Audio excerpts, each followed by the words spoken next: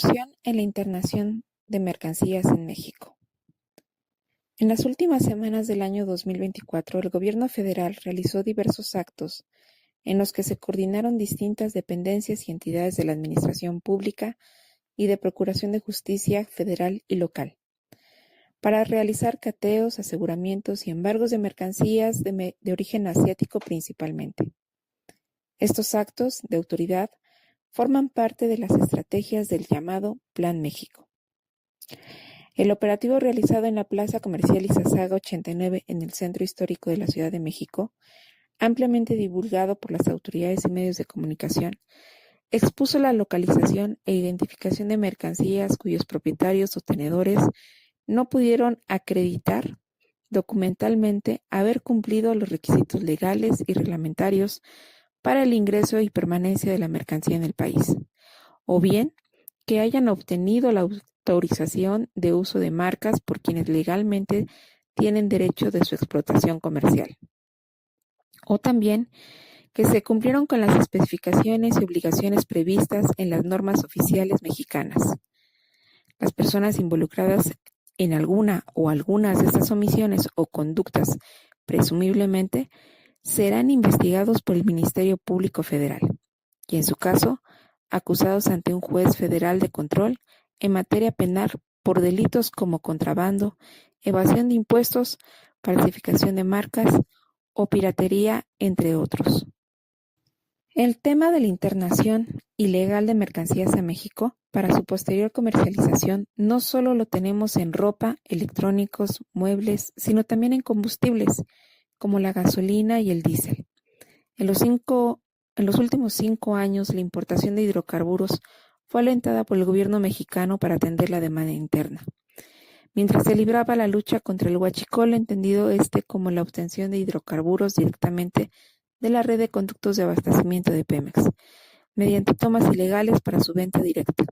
por personas que carecen de la autorización de las autoridades o teniendo esta para evadir el pago de impuestos.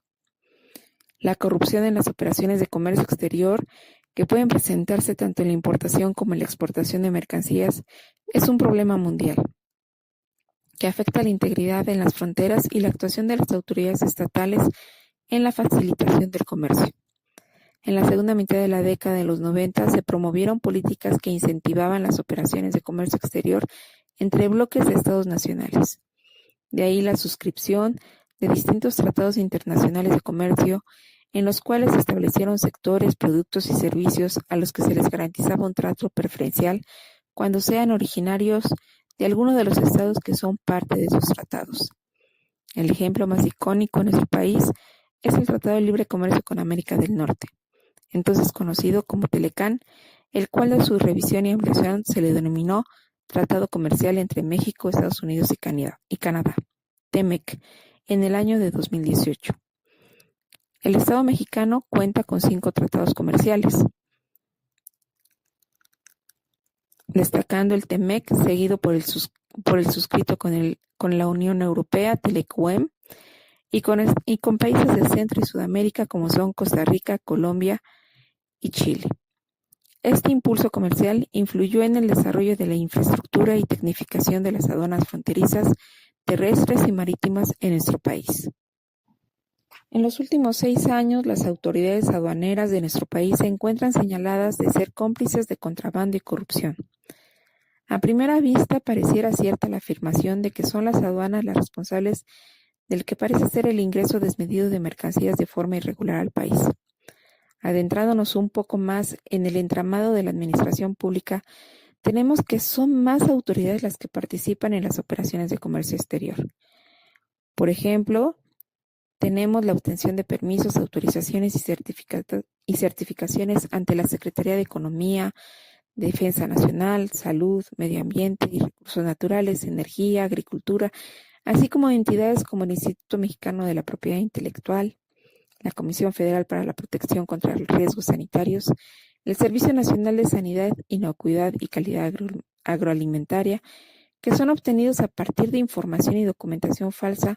o mediante actos fraudulentos y que son eventualmente presentados ante las autoridades aduaneras como parte de la documentación que acompaña a los pedimientos de importación. Las omisiones y actos de esas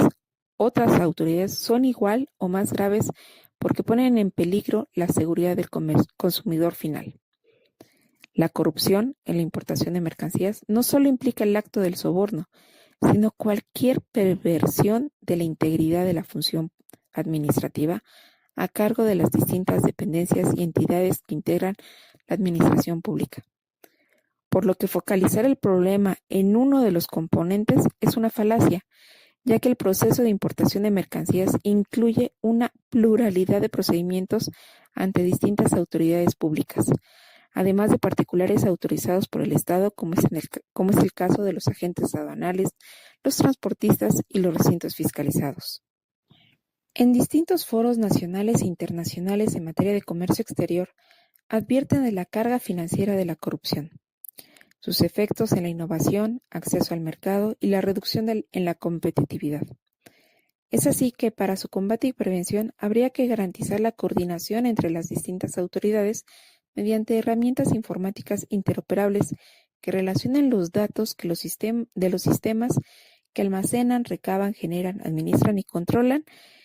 los distintos procedimientos dirigidos a la obtención de permisos, autorizaciones y certificaciones previas al despacho de mercancías ante la autoridad aduanera, lo que aportará transparencia y disminuirá la discrecionalidad de los distintos actores para ofrecer o solicitar sobornos y pagos de facilitación,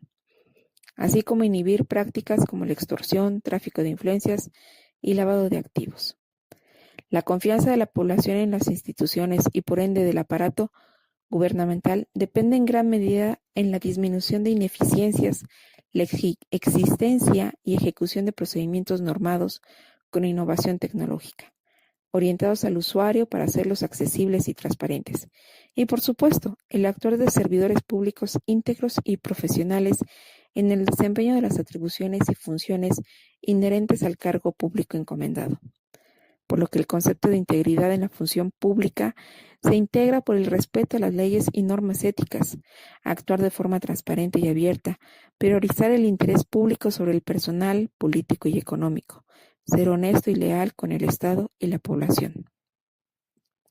La corrupción no es exclusiva de lo público,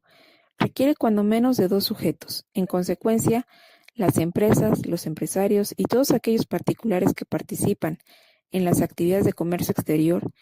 tienen el deber de integridad y comportamiento ético, que inicia con el cumplimiento de las leyes y reglamentos que regulan su actividad y la de sus empleados, representantes y consignatarios. Es decir, para prevenir y combatir la corrupción se requiere de la colaboración del Estado y del sector privado, para facilitar el diseño y ejecución de planes y programas de integridad para atender los riesgos de corrupción y las vulnerabilidades existentes en ambos ámbitos, público y privado. En conclusión, no caigamos en las trampas de argumentos reduccionistas. La corrupción es un fenómeno social de origen multifactorial que incluye invariablemente la participación de más de un sujeto que toma la decisión de contravenir con su conducta activa u omisa las normas jurídicas, principios y valores éticos por un beneficio superior a la probabilidad de ser descubierto y sancionado. Por ello es necesaria la participación y colaboración del aparato gubernamental y de la población para su prevención y combate, en donde ambos deseamos sean garantes de la integridad de la función pública y de la actividad empresarial.